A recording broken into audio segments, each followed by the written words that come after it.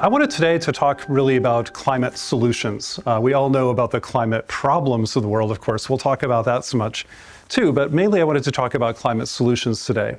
But it is got to be noted that we're living in a very precarious moment.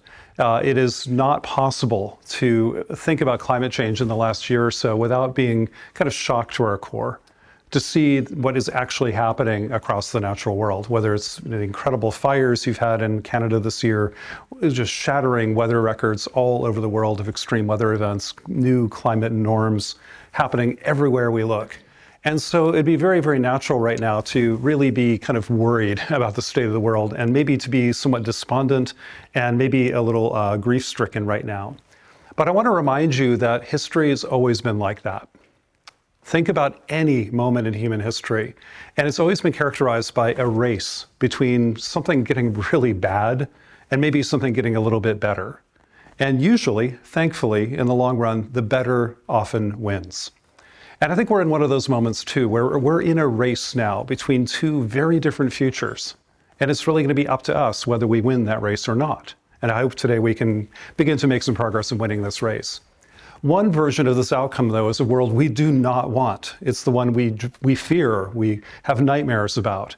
It's a world where we don't do enough to avert the very worst future outcomes of climate change. Now, climate change is here now, already causing havoc, but it could be so much worse. How much worse is up to us. But if we don't do enough, if we don't do really what's needed, we could have terrible outcomes, especially for the most vulnerable people on Earth and the ecosystems and fabric of the environment that we all depend on. That world is still possible, and we need to do everything we can to avoid it. But I believe another world is also equally possible. It's a world where we basically get it right, where we can step up at this moment and really redouble our efforts and stop the worst of future climate change from ever happening.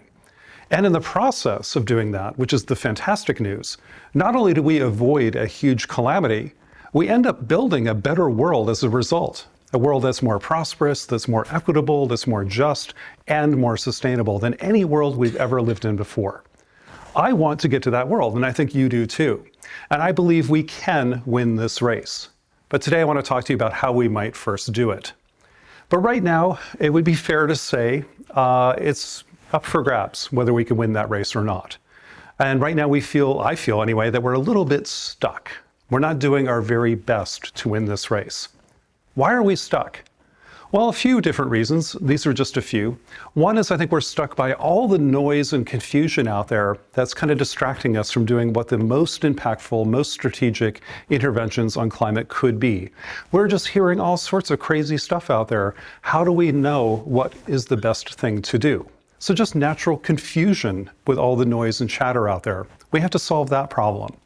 We also have a much more kind of insidious problem, is that there are people in the world who deliberately want us to slow down and not act. Of course, they would like us to delay action on climate or to distract us from meaningful action on climate change, usually for profit, sometimes for ideology or for votes or whatever it is. Some people in power want to keep the world the way it is because it's benefited them quite well. But most of the world is not benefiting from this. So we have to figure that out too. And of course, we are human beings. We are going to be gripped at moments by moments of doubt and despair. We're working on scary things. It is natural to feel anxious and fearful and kind of grief-stricken about the state of the world right now. But how do we move through that and get to the other side of making progress again? Acknowledging our humanity, our doubts, our fears, our anxieties, but also realizing there's work to be done and we have to step up and do it. How do we balance those two things? So that's what I'd kind of like to talk to you about that today. How do we end up building this better future? Well, to get there, I think we need several things. One of the things we need, certainly not all, but we do need science to guide us. I'm a scientist, so this is just for my resting pulse. This is where I go home, right? So I think we do need science, though, to guide us to figure out how to find the best solutions, how to navigate all that noise and confusion, to figure out what is the best thing to do. And I don't know about you, but when I think about scientists saving the world, I think about Matt Damon, right? I bet you do too. Well, here's Matt Damon in a movie called The Martian. I don't know if you've seen it, but he plays a guy named Mark Watney, who happens to be a scientist, a botanist, who's stranded just by mistake on the surface of Mars, left behind by accident, and he has to survive with nothing but his wits and just a few little things scattered around. And his character says a couple of things that I think are very funny. He says, well, you just begin. You do the math. You solve one problem, and then you solve the next, and then the next. And the best line in the whole movie, of course, is this one. You only have one option. You're going to have to science the blank out of this. Okay? The same thing's true with climate change. We're going to have to science the blank out of this in order to make real progress. So let's see if Matt Damon can help us out here. Well, this is good because science has already been helpful when it comes to climate change. In fact, it helped us identify that there was a problem at all. If it weren't for science, we wouldn't know why the world seems to be getting warmer and why the weather patterns of our planet seem to be getting crazier and crazier. After all, it's an invisible gas out there. How would we know what's going on this planet if it wasn't for science in the first place? And when I was in grad school back in the Pleistocene or whatever it was, I was taught there was a guy named Joseph Tyndall that first talked about the greenhouse effect back in the 19th century. Turns out that wasn't even true. It was actually a woman named Eunice Foot who first published in 1856, years before Tyndall did, a paper showing that increasing levels of CO2 could actually warm the atmosphere. Isn't that amazing? In 1856, not 1956, 1856, somebody figured out the basics of climate change back then. That's incredible. Unfortunately, being a woman scientist in the 19th century, her work was largely ignored, and Tyndall got all the credit. His wife later killed him, by the way, unrelated. I don't know why, but interesting story. But so we didn't know about Eunice Foot until about 20 years ago. I think her work was kind of rediscovered. So with a room full of students in here, I just want to make sure, hey, have you ever heard this person's name? We owe her a lot of credit. And she should be a hero in every textbook ever written about climate change. So let's make sure we remember her name. But science did identify the problem in the first place. That's good. Maybe it can help us with solutions too, because right now that people are paying attention to climate change, and there's money in climate change, and power in politics and all this, everybody and their brother seems to be offering up a climate solution. Usually their favorite, usually one that will benefit them too, you see. And one of the things you'll notice, let's say you go on Facebook or Twitter and ask, hey, how do I solve climate change? You'll get all sorts of very confident answers. Say, I have the silver bullet. And here are just a few that maybe you'll pop up on a given day, where people are confident that they have the one answer to address climate change. Well, usually their confidence is in proportion to their ignorance, because that's not how the world works. We shouldn't anyway, we do too often, listen to the people who shout the loudest to tell us what the best thing to do would be. Because it turns out none of these are the right solution. There isn't one. There are hundreds of solutions that need to be put together in tandem, and science needs to guide us to figure out how. So how do we avoid hype? How do we avoid greenwashing? Well, that's where science can come in and help us figure out what we need to do and how to do it. So I want to talk to you about that a little bit first, how science can get us back on track and do the best possible things to stop climate change. But to get started, here's a little exercise I just want to think about. What do we need to do? First answer is a lot of different things. And one way I think about this is thinking about chess. I don't know if you all saw this show, The Queen's Gambit, a few years ago on Netflix. Brilliant show. Who would have thought a show about chess prodigies would be popular, but it was. It's brilliant. And I want you to recognize one phrase from this: see the whole board. You hear this from chess masters a lot. It's because on a chessboard, there are multiple positions on the board and multiple pieces, and they all do different things. We're going to have to think about climate change that way too. So up here, I put a list of the kinds of things we're going to have to work on to address climate change. Don't worry, I'll get back to these later. But basically, we have to cut emissions in a whole bunch of different areas like electricity and food and industry, transportation, buildings, and other stuff like processing energy. We're probably going to have to remove some carbon from the atmosphere, though doubtful how big that could be. And there's some other things we can do as well. So these are the kind of things we can do, or what we like to call solutions. At Project Drawdown, where I work, we actually define the word solution to mean a physical thing, a practice or a technology that actually changes the air itself. It materially changes the level of greenhouse gases in the air, either by cutting emissions or removing some carbon. So it's a physical thing you can measure.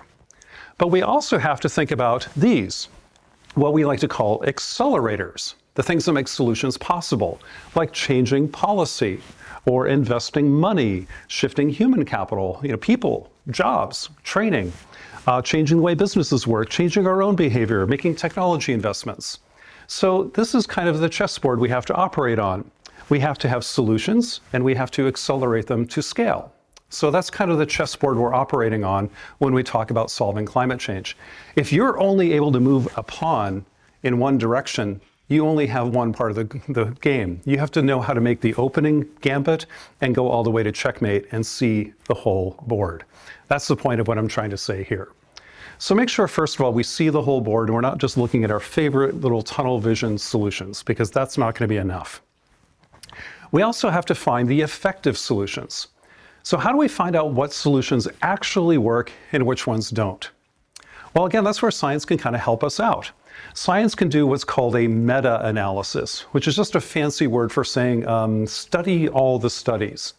So we've done a whole bunch of these where we went around and looked at all of the literature, all of the data on different proposed climate solutions, asking how effective is that solution? Like a new solar panel. I put out a solar panel, how much carbon did that save? How scalable is it? How big could that be? How many solar panels could the Earth have and be useful? And then, of course, what does it cost? So effectiveness, scalability, and cost. Those are the things we can look at with data, not with imagination or hand-waving, but we can look at the data from around the world and figure it out. And when we did that, we found these solutions out here. This is just in electricity. We found solutions about energy efficiency, ways of creating power that don't emit carbon. So things like, solar, wind, nuclear, hydro, biomass, so on and so forth. We have all these viable solutions. So these are solutions the data tell us are actually effective and actually work. A few things are not on this list. Fusion. Nope, doesn't exist. It's just a lab experiment, not even close to being real for decades. My first job out of high school was at a fusion laboratory. It hasn't made any progress in those, well, I won't tell you how many years. It's fusion, the joke is 20 years away and always will be. Advanced nuclear reactors, kind of small modular nuclear reactors, also hearing about them since the 1970s and 80s. They have not really materialized yet, so they're not on the list yet. Maybe someday we'll add them, but right now, this is what's viable. We can look at other solutions like in food, things like, hey, reducing food waste, shifting our diets, protecting ecosystems, and growing food regeneratively all together would be a good set of solutions, for example. Or in transportation, we can look at these. Flying less, driving electric vehicles, bicycling more, mass transit, video conferencing, all of those solutions are viable here today, and we get a pretty good idea of how effective and how big they could be. So that's the universe of solutions. There's about 100 of them here, and we actually wrote a whole book about this back in 2018 that became believe it or not, a New York Times bestseller. It's not that, oh, hey, wow, there's one in the room. Okay, cool. I did not plant that. Okay, cool. To be a best-selling climate book doesn't take a lot, it turns out. Stephen King and David Suzuki and others have nothing to fear from climate books at all. Selling a few dozen copies makes it a bestseller practically. But it turns out that we had a good kind of list of solutions, and they're really helpful to know what can work. We can also look at, not just the evidence base for, hey, these work, those don't. We can also look at the cost of climate solutions, just the basic economics of this. And this is where economists and business folks like to build what's called a cost curve. All that is a fancy word for saying, hey, let's stack up the cheapest things on the left and keep going as they get more and more expensive all the way to the right. So the cheap climate solutions are over here, the expensive ones are over there. This is a cost curve comparing climate solutions' long-term cost to a world where we don't use climate solutions and continue to power the world with oil and gas and coal, industrial agriculture and unsustainable materials and all that stuff. The good news here is that about 80% of the climate solutions are cheaper than the world we have right now. That is, over a 30-year period, in the long run, building a world with climate solutions ends up saving the world trillions and trillions of dollars that we would have spent on fossil fuel infrastructure, but we don't have to. Solar and wind are cheaper than fossil fuels. For example, EVs are cheaper than internal combustion engines in the long run and are getting cheaper every day, and so on and so on. So that's amazing news. 80% of climate solutions end up being more economical than their competitors are today. And that's not even counting the damages climate change would cause the planet if we don't do these things. And that could be incalculable, or at least tens of trillions of dollars. So this is one of the best deals in human history. Yeah, I'll admit it. Some of the climate solutions over here are expensive, about 20%. They're more than what the current market would bear. Well, okay, we might have to subsidize those, or we need to focus our research on things like this, so we find cheaper alternatives or drive down these costs significantly. But 80%, I'll take the win, because guess what? Climate solutions are cheap. That's good. It means you don't have to argue with the oil guys, and two, you can do a lot of them. So I like cheap stuff, because you can do big things with it. So that's telling us what we can do, the solutions that are viable and what they cost. But science can also tell us a lot about the how of climate action too, and this is something we have to pay more attention to. The how usually boils down to this graph here. These two curves. The red curve is the pollution, the green curve is carbon removal. So the red curve is what we do, and that's us pouring crap into the sky. This is CO2, methane, nitrous oxide, and a bunch of other gases all put in a common unit. Today, we're burning about 60 billion metric tons of this stuff and throwing it into the atmosphere every year. 60 billion tons. That's a big number. And it has been going up over the last few decades. If we kept going, it'd just go from bad to a hell of a lot worse. We don't want to do that. We want to bend the curve. We want to change this picture dramatically by cutting emissions as fast as we can and as much as we can through the middle of the century. But it is probably, unfortunately, a reality that we can't cut all emissions of every single greenhouse gas, especially things in like agriculture, in steel and cement. Those might be very hard to change in every country in the world voluntarily by the middle of the century. So that's where this comes in, the idea of carbon removal. That is the green curve. The idea is like, well, maybe, just maybe, we could actually remove some of the CO2 part of the pollution and bury it somewhere where it won't do any harm. Could be trees, it could be the oceans, it could be machines. The problem with carbon removal right now is it's basically zero. The largest projects on Earth for carbon removal are removing maybe thousands of tons, but we're emitting tens of billions of tons. So it's a 10 million-fold gap between carbon removal and emissions today. So even a 10 million-fold scale up of carbon removal would barely be visible on this graph. So we have a lot of work to do for carbon removal to be significant at a global scale and matter at all. Otherwise, it's just kind of a distraction, which we don't need and we don't want. But in the hope that we can scale carbon removal to billions of tons by the middle of the century, we do this and kind of draw this and call that net zero. It is we mostly cut emissions and then we remove the last little bit if we can. I wouldn't bet the planet on carbon removal. You're really going to have to cut emissions. This is the only path that makes sense. So that's where we have to go. Well, one of the lessons this teaches us that we have to remember, and this flies in the face of a lot of technologists, especially like I don't want to pick on him, but like, Bill Gates, for example. Smart guy, thinks well about certain things, but on climate, there's missing a point. Climate change is cumulative. The temperatures we see on the planet this year aren't because of this year's emissions. They're because of the emissions of the last 150 years building up in the atmosphere, gradually heating the planet a little more every year, right? So that's what's happening now. Climate solutions are going to work the same way. If I cut emissions in the next decade, we can prevent that much pollution from going into the atmosphere. But if those emissions cuts are permanent, they pay off decade after decade, accumulating into a very large cumulative sum of impact. Early actions pay off hugely in the long run because they can accumulate decades worth of impact. But if we wait and cut emissions later, it still helps. But the later we wait, the less impact you're going to have. In fact, for every year you wait to deploy a climate solution, you should discount its effectiveness by about 7%. So we're kind of every year you wait, you lose impact.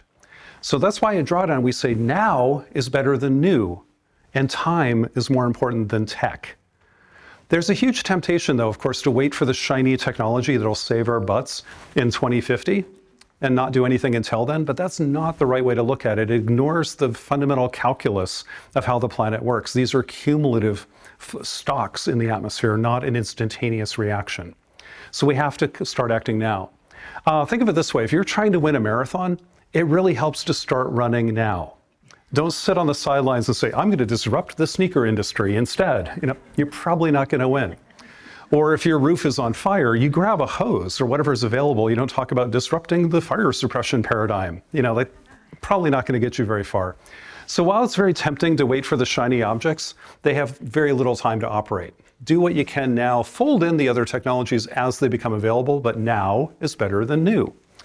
Carbon removal is going to face a big uphill battle because of this, because it's very, very, very small now, not even a round-off error to the planet's atmosphere, but it has to scale 10 million-fold to even be visible, and then has only a decade or two to have much impact. So carbon removal is important, but it's going to be a relatively small player in the whole big scheme of things. So if you do the math correctly, and I don't get why Elon Musk and Bill Gates don't, because they're supposed to be engineers, they should have taken calculus, but maybe they didn't.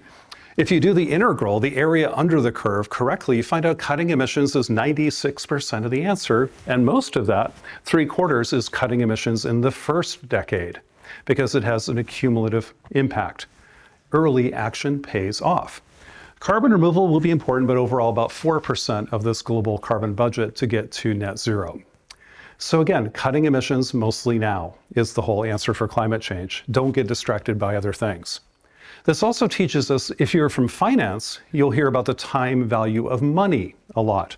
That, saving early when you're young helps you later when you retire, that kind of thing. You don't start saving for retirement at age 64, at least I hope not. You start early and accumulate a larger financial impact, right? Same thing with carbon. There's a time value of carbon, and early action pays off. That's why I like to talk about climate solutions like this, that we need emergency brakes right now, climate solutions that can be deployed immediately, and when they're deployed, they act immediately on the atmosphere. Things like stopping deforestation would be the top of my list. Deforestation right now emits about 11% of the world's greenhouse gases. That's more than the entire US economy does, by the way. The US is now at 10% of global emissions and falling. Deforestation is 11% and rising. They crisscrossed about 2 years ago. So deforestation, if we could stop deforestation today, that's like 1/10 of the whole planetary answer, bigger than the whole US economy. Let's go. That's a really important one. Methane leaks would be another one, especially from the energy sector. Can we plug the damn leaks on pipelines, refineries, old coal mines, things like that are leaking methane, which is a disproportionately fast warming agent in the atmosphere? Or from agriculture. That's going to be a little harder, but can we solve the methane problems there as well? Can we be more efficient in today's buildings, industries, power systems, and infrastructure while we're building tomorrow's? And can we cut food waste in today's food system while we're building tomorrow's? Those are all emergency brakes, things we could do in a year or two and get started. While we have to build out other solutions as well. That's not the only ones, but these are the fast ones. But we need new infrastructure too. We need high-speed rail. We need new buildings that are super efficient. We need different renewable power systems. We need forms of agriculture, new industries, all of that. But infrastructure takes time to plan, permit, finance, and build, decades sometimes. We need nature-based solutions like replanting mangroves, replanting ecosystems, replanting forest, rebuilding agricultural soils. But those take decades to accumulate carbon in some cases. It doesn't happen instantly. Planting a tree means your solution's waiting 30 years. Saving a tree from being cut or burned today is instantaneous. So you got to remember the time value of carbon. Nature-based solutions are great, but they're going to be a bit delayed. And then new technologies. 99% of new technologies never make it to market, and most take decades to get there. The iPhone didn't pop out of Steve Jobs' pocket into ours overnight. Decades of research and development went into things like this. So we can't be just hoping new technologies pop out of nowhere. They take time, investment, and work, and they will pay off, but we have to be patient. That's why the emergency brakes buy us time for the other solutions. So time is critical, and we really have to emphasize much more than we do today, ready-to-go solutions that are here now so they get that total maximum impact instead of waiting for future solutions. We also could do a better job of geographically focusing our climate investments. Because today, with the power of big data, we can actually see how to pinpoint climate solutions to the most effective places. This is one of my favorites. I mentioned methane leaks, how the oil and gas sector is leaking huge amounts of methane into the atmosphere while pretending to capture carbon with machines. How about you plug the damn leaks? Where they are now, that would help a lot. And now, from space, we can actually see these leaks with satellites. The Canadians, you've led with methane satellites already, but many, many more are coming. This is showing, I'm sorry, this map kind of washed out a little bit. This shows the refinery plume right here in the United States, where we can kind of go like, hey, it's that company that owns this refinery that's emitting this methane today. Let's go there and make this data public so that not everyone can see it, not just companies and not just governments, everyone. And we can put pressure on these super emitters of greenhouse gases and target our interventions to the most important places. We'll get to all the little ones first, but let's get that one and a couple of these first. That's the 80-20 rule of climate action, to make sure they're geographically targeted to the most impactful places. We also can do a better job of embracing learning curves. This is a term you hear about in technology. A learning curve basically means the more you do something, the better you should get at it, right? So if I keep building something, it should get better, cheaper, and faster every time I learn from it, right? So like the iPhone I just pulled out, it's getting better, cheaper, faster every iteration really quickly. Some things have steep learning curves, other things have no learning curves at all. We should learn the difference. One of the problems is that kind of big, lumpy, one-of-a-kind, giant engineering projects like a nuclear power plant or a carbon capture facility or a giant hydrogen facility we'll find out soon, these don't have any learning curves at all. When you throw $1 billion at something, usually in a government contract, you're going to get graft, you're going to get corruption, you're going to get delays, you're going to go over budget, and the thing isn't going to work almost 90% of the time. And at half the time, they get more expensive. Nuclear energy, for example, is the only form of energy on the planet that's getting more expensive with time. Every other source of energy is getting cheaper. That's because they follow these kind of curves. They're small, they're modular, they're nimble, they're fast, they're granular. Things like solar, wind, LED lighting, heat pumps, EVs, batteries, they're getting faster, cheaper, and better in ways we could never predict. Solar keeps beating the forecast of how cheap it can possibly get. Even the biggest optimists are surprised about how cheap solar is getting. Battery technology is getting so advanced now, we now can eliminate cobalt altogether from lithium-ion batteries. That's kind of amazing. Really, really important win for future battery technology. And lithium-ion batteries have dropped in price by 40% since January. Okay, that's how fast that's moving. So these are the kinds of technologies that are going to win because they get really fast, really cheap, really, really well. So we want to focus, I think, more on solutions that are more granular than the giant, big boondoggle projects that tend not to. Okay, last thing I want to talk about is how we get to think about climate solutions beyond just greenhouse gases. Let's start also thinking about how climate solutions can improve human well-being. A lot of you are working on incredible things like this here in British Columbia, and I want to learn a lot more about them from you in the next couple of days. But just think of the opportunities here. Fossil fuels alone right now are causing the bulk of climate change, but they're also one of the leading causes of human suffering and misery around the planet. The air pollution from fossil fuels, the soot, the particulate matter, the smog, coming out of burning fossil fuels is estimated to shorten the lives of about 9 million people a year. That is 9 million premature deaths are happening on this planet right now from people breathing the crap that fossil fuels puts in the air. 9 million a year. That's more than tobacco, guns, and warfare combined. It's the single deadliest thing we do on this planet. And we don't talk about that. So if we get rid of fossil fuels for climate change, we also just amazingly change the lives of 9 million people a year, mostly the most vulnerable and poorest people on Earth who breathe this air. So this is an incredible opportunity to improve human well-being and fix climate change at the same time. And it's not the only one. There are many, many, many others. At Project Drawdown, we've been looking at climate solutions here on the left in some of the poorest countries in the world, where people are living under $1.90 a day. People living in extreme poverty still today. About 600 million people still live under that level of poverty. We realized how these climate solutions could, at least in principle, also unlock other things that improve human well-being, like improvements in food access and security, energy poverty being eliminated, improvements in water and sanitation, access to education, gender equality, and so on. No guarantee of this. In fact, a lot of climate solutions could end up hurting people if we don't do it right, but many of them could, in principle, help people, especially the most vulnerable people on Earth. So if we have an eye towards equity and justice as we deploy climate solutions, maybe not only could we follow a Hippocratic oath of climate change of first, do no harm, but maybe we could go beyond that and actually do a lot of additional good. So again, not just preventing climate change, but let's go build a better world while we're doing it.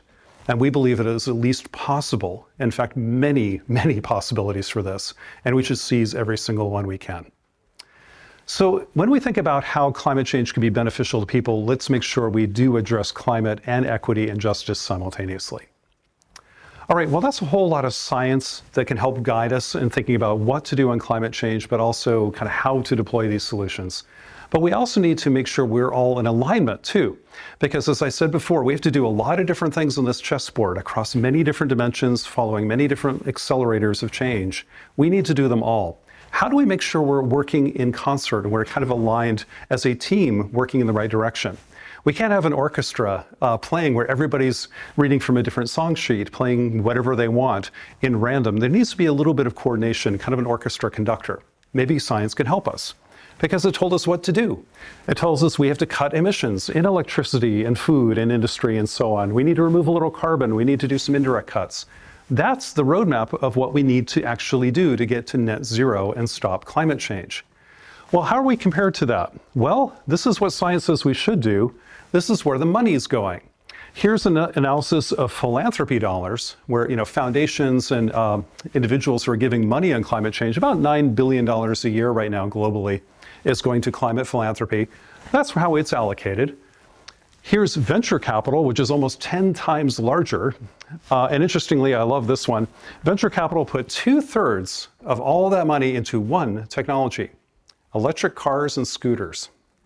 The little scooters that are zipping around, remember those things? And electric, they wanted to follow Elon. And it's a business model they understood. There's a clean exit here, but are they putting money into industry? Are they putting money into nature-based solutions, enough into food? Absolutely not. This is profit-driven. This is ideologically driven, and maybe this is probably the best one. Here's government funding, in this case, the United States. This is the Inflation Reduction Act that you probably heard about in the US, overwhelmingly supporting electricity transformation.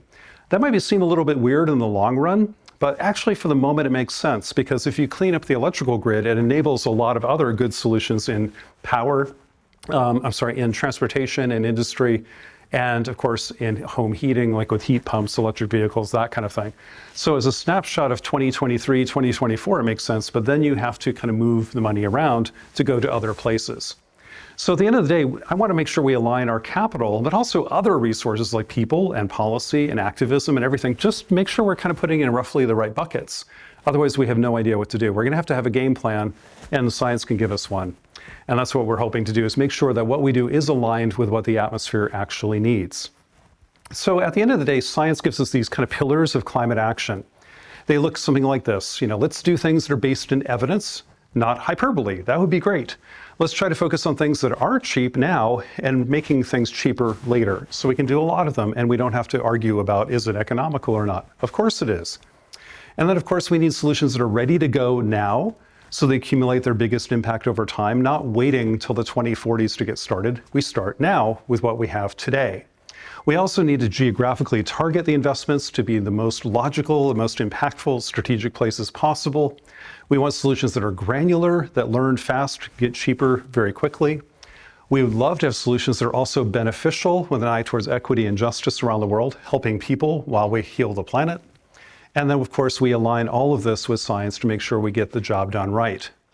So I think this is how science can help guide us forward on climate solutions. It's certainly not the only thing we need, but it's one of them, to make sure that we seize the narrow window of opportunity we still have to address climate change and get it right. We can still pull it off. There's barely a window still open to stop climate change from getting really out of control. I believe that window is still open, but barely. In order to really pull it off, we're going to have to nail the landing every single time and follow the science perfectly. We have to make every move, every dollar, and every second count between now and mid-century. We wasted 30 years already. We can't afford to waste one more day. And science can tell us how to best get it done. But science is hardly enough, right? We need a lot more than that. And I think more than science, what we need is dreams.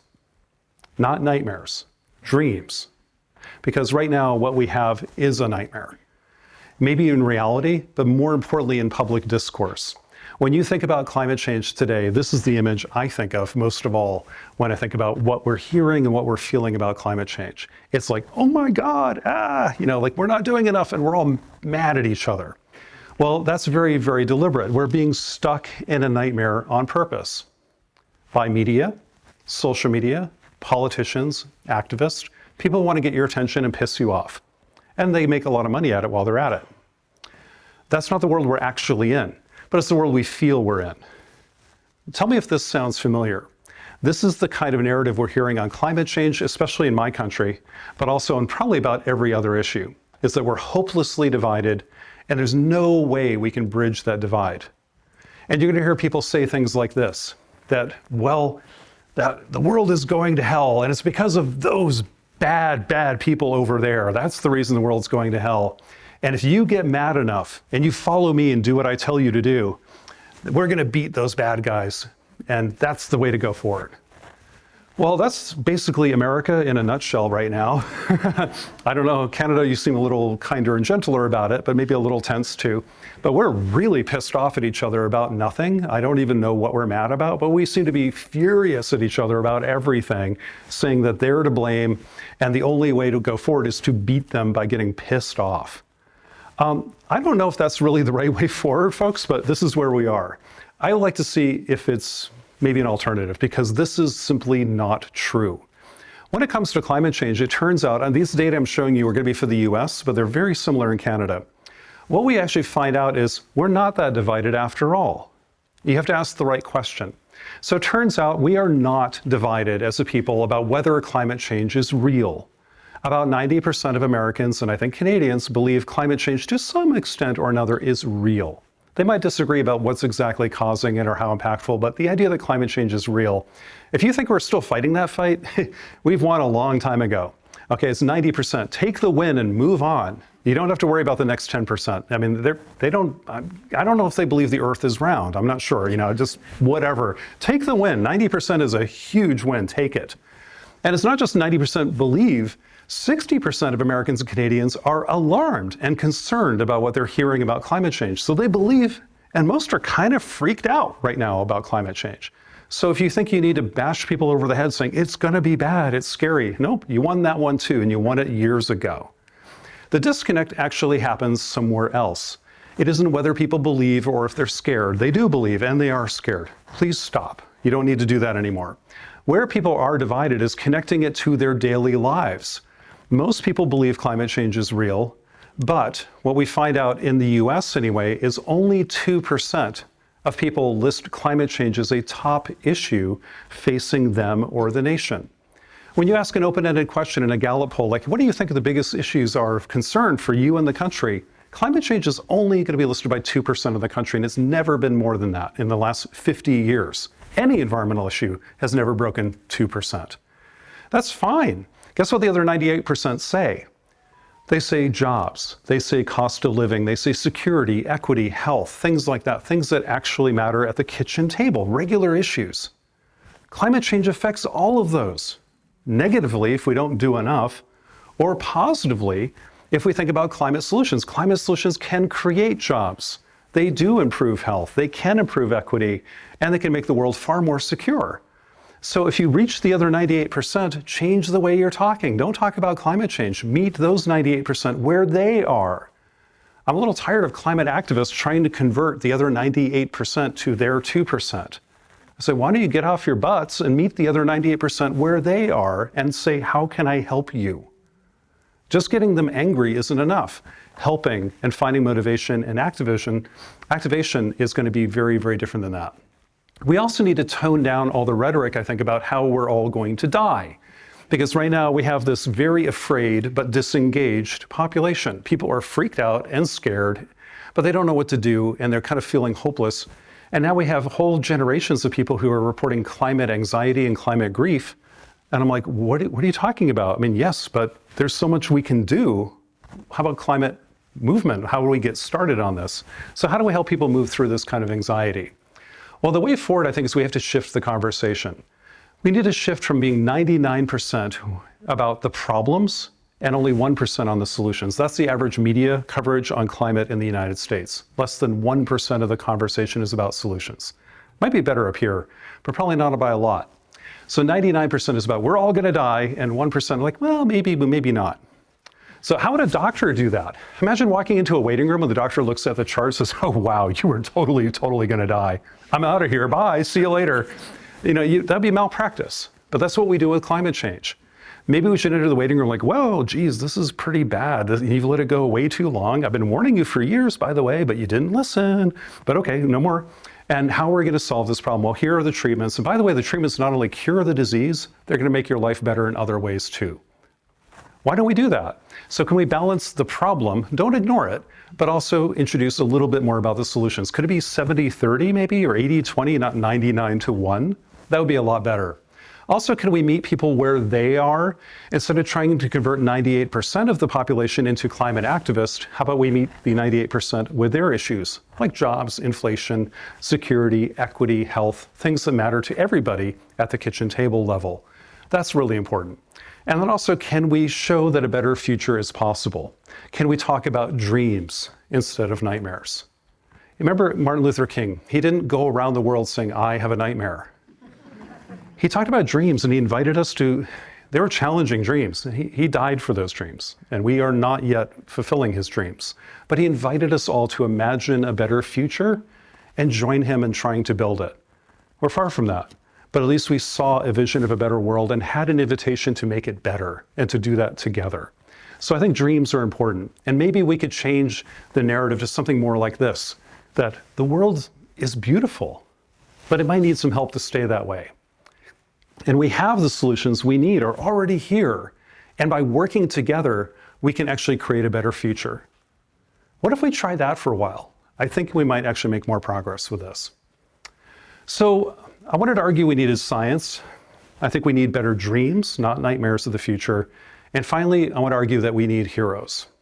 We need people of every walk of life, not just elected officials or Hollywood people or Instagram celebrities or whatever, all of us working to make our communities and our planet a better place. Because I believe an incredible world is within reach. Just think about this for a second. Compare our lives to all the generations that came before us. And in the whole, we're living a better life than any previous generation could have imagined. Literacy, malnutrition, extreme poverty, warfare, violence are all at epically low levels compared to previous history. Far from perfect. We have a long way to go still. But we're the first generations in human history that could at least imagine a possible world that was peaceful, a possible world that was prosperous and equitable and sustainable. That's never been true in human history, that anybody could even imagine that world. Today, we're maybe 1 to 2 generations away from a world that could look like that. We might not live to see it, but we could set it up so that our ancestors, our descendants would. Wouldn't that be incredible? We're just that far away from a world that's amazing, but we could screw it up so easily. So what are we going to do with that moment? We're within reach of that better world, but how far will we go? What will we do? I think we can still find our way there, but we have to step up and be the best people we can be, the best people in history. And remember, it is not game over when it comes to climate change. It's game on right now, this moment. This is the moment not only our generations have been waiting for, it's the moment our civilization's been waiting for. This is the transformative moment. This is the moment that will matter more than any other in human history. So what are we going to do with it? Are we going to be good ancestors? Are people going to talk about us 100 years from now and talk about how we maybe at the last minute got it right and stood up for what was right and stood up for them? But that's going to take a lot. It's going to take us time to be bold. And if I can borrow from before, we need to be guided by science. We need to have better dreams and abandon our nightmares. And I'll borrow from David Bowie, what the hell? Maybe we could all just be heroes, even if just for one day.